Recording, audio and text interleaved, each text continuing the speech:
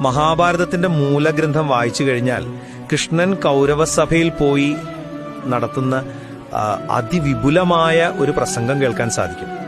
ഭഗവാൻ അവിടെ പറയണത്, നിങ്ങളുടെ മകനെ അധികാരത്തിന്റെ തിമിരുകൊണ്ടും നിങ്ങൾക്ക് പുത്രസ്നേഹം കൊണ്ടും അന്ധത ബാധിച്ചിരിക്കുന്നു എന്നാണ് ധൃതരാഷ്ട്രയെ നോക്കിയിട്ട് ഭഗവാൻ പറഞ്ഞത്. അത് കഴിഞ്ഞ് ആഡ് ചെയ്യണ വളരെ പ്ലസന്റ് ആയിട്ടുള്ള പോയിന്റ്, ഇപ്പോ വേണമെങ്കിൽ നിങ്ങൾക്ക് നിങ്ങളുടെ മകനെ നിയന്ത്രിക്കാം, വേണമെങ്കിൽ അവനെ പിടിച്ച് കൽത്തുറങ്ങിക്കലടക്കാം, അവന്റെ സ്വഭാവം ഭാവിയിലെങ്കിലും നന്നാവും. ഇല്ലെങ്കിൽ ഇത് തുടർന്ന് വെക്കുകയാണെങ്കിൽ അങ്ങേക്ക് എന്റെ അവസ്ഥ വരും എന്നാണ് കൃഷ്ണൻ പറയണത്. എന്താണ് എന്റെ അവസ്ഥ എന്നുള്ളത്?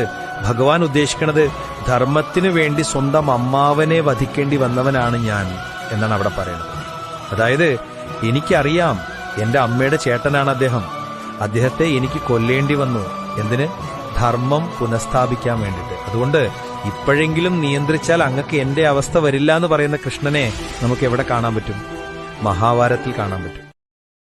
Download ShareChat.